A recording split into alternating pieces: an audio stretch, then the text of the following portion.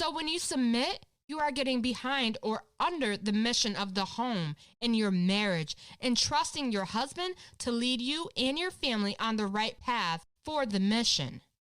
Hey, sweeties. Thanks for joining me on another episode of Tea and Talk, where the tea is always hot and the talk is always sweet. If you are new here, welcome. And if you are returning, welcome back. Don't forget to hit that subscribe button. Hit that notification bell so you never miss anything Tea and Talk. Let's get into it. Growing up, all the women in my family preached about being independent. I'm an independent black woman, I don't need no man, or I can do bad all by myself, what I need a man for. It was always the topic of discussion on why cousin so-and-so was single or why such and such wasn't dating or married. So of course, some of those words and positions of those women stuck with me a bit. At the start of my relationship with my husband, I had the independent woman mindset. I wanted to wear what I wanted to wear and do what I wanted to do. And although I had a man, he don't control me, because those women when I was young said, don't ever let no man control you. Unfortunately, those women are still single and mingling and still have yet to be married. No shade, just realness. It took me working on myself to realize those things I was taught were wrong, and I needed to relearn what was right for me and my marriage to continue to build upon our foundation. I had to get my ish together if I wanted to sustain my relationship and eventually my marriage. I learned to be submissive and that it was okay to be submissive, and it felt so good. What is submission? Submission can be broken down into two words, sub and mission. Sub meaning under, and mission meaning a task or assignment that needs to be carried out. So when you submit, you are getting behind or under the mission of the home and your marriage and trusting your husband to lead you and your family on the right path for the mission. When you refuse to submit, then your home can become a house divided. Out in public, people will pick up on all those vibes, and you leave your marriage open for intruders and attacks if you aren't standing together behind the mission and letting him lead. You and your husband should sit down behind closed doors and discuss the mission, agree to the mission, and then follow the mission with your husband leading the way. When you step out, you should be a united front, strong and solid, where no attempts of attack or intruders can enter or harm that united front, that bond. Being submissive is being on the same page. It's a power and not a weakness. Women who aren't willing to be submissive have a chaotic relationship and marriage. They have a power struggle within the foundation of the marriage that leaves it open to breaks and attacks. Both husband and wife will leave the house, and one wants to go left and the other wants to turn right. And without agreement on the mission, you are likely to have an accident, aka chaos. How is it you can submit to your male boss, your male pastor, but when it comes to the person you are with the most important earthly relationship you will have, and the person you are building with, you crumble. You can't submit. These are some of the ways I learned, and you can use to become more submissive in your marriage. Number 1, let go of the need to control. I needed to control everything. I didn't know how to let the control go. In my head, it was my duty to make sure everything was picture perfect. I guess you can say it was part of my anxiety. Once I let go of the need to control, what a difference I felt. It was a relief, as if the weight of the world got lifted from my shoulders. The pressure was taken off me to be a leader. I learned everything isn't always going to be perfect, and that's okay. If you are like I was, then you were spoon-fed the independent woman garbage as well. You don't need to be her anymore. You are in a binding relationship with your husband. You aren't in singlehood. You are in wifehood. Hanging on to control doesn't serve you, your husband, or your marriage. It's time to let go and be okay with letting go. Number 2, don't undermine his authority. My husband and I are on the same page with almost everything, so there isn't even a threat of me undermining his authority. However, previously, I did, but didn't understand that's what I was doing. Parenthood was where I would undermine him, but not purposefully. He's more strict than me, and I wanted him to soften up some. Once I learned why he was so strict, I understood. I have boys, and obviously my husband grew up to be a great man, so I shouldn't have even questioned it. He's a man raising boys to be men, and I should have trusted that alone. Trust in what he says. If you don't and have to question it again and again and again, it's probably true you didn't marry the right man, because it's a form of trust.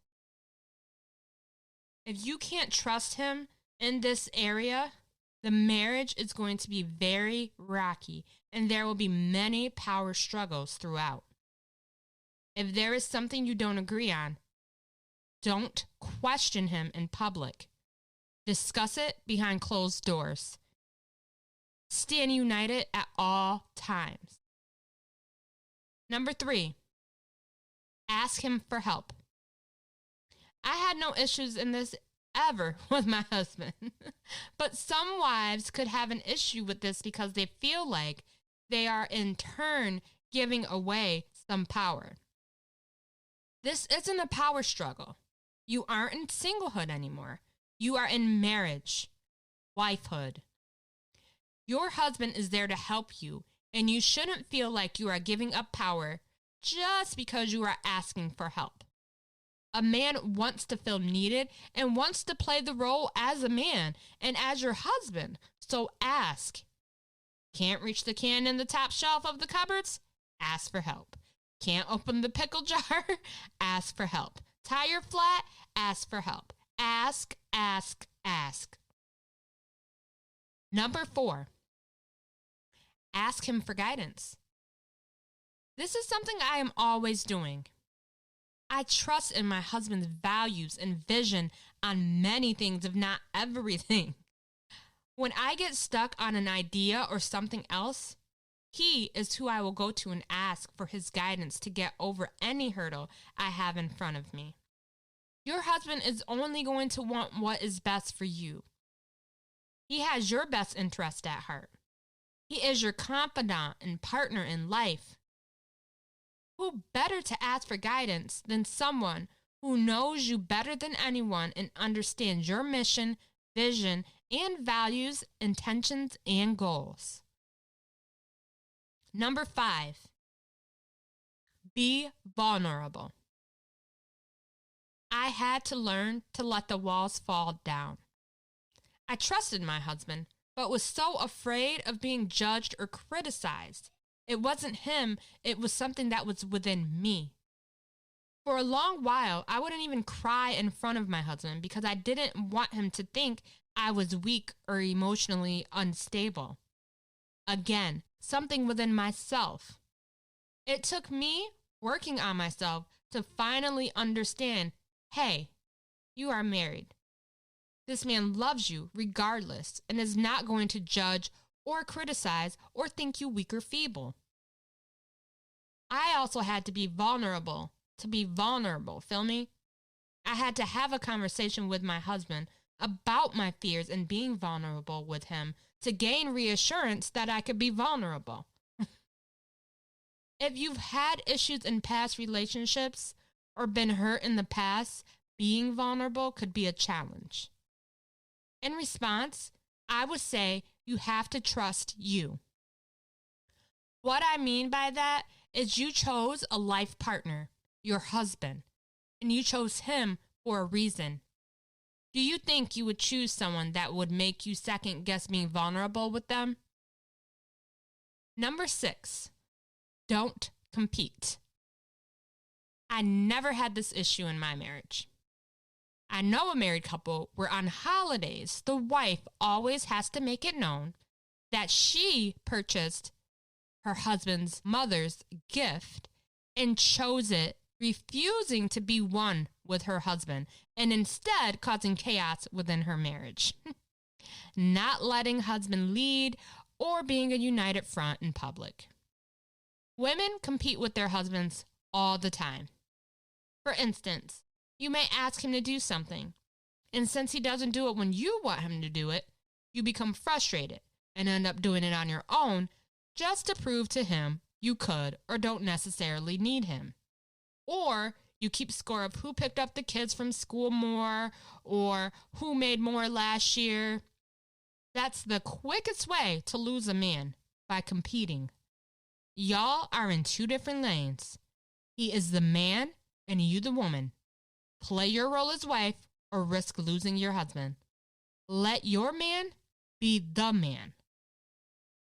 Number 7, support him. I support my husband in every single thing he does. I also believe in my husband. All his dreams, ambitions, visions, goals, whatever, I'm always standing right there to let him know I believe in him, and I got him 110%. I know a couple who've been together on and off for years. The man wants to open a business, but the woman doesn't support him at all. He can't even speak about it around her because she will downplay it. She does nothing to support him, not even encouraging words or words of affirmation. Your husband should have the biggest cheerleader, better than any NFL team. You should be encouraging, supporting, and nurturing his dreams, visions, etc. if you believe in him. So many women are quick to downplay their husband's goals and discourage them from moving forward.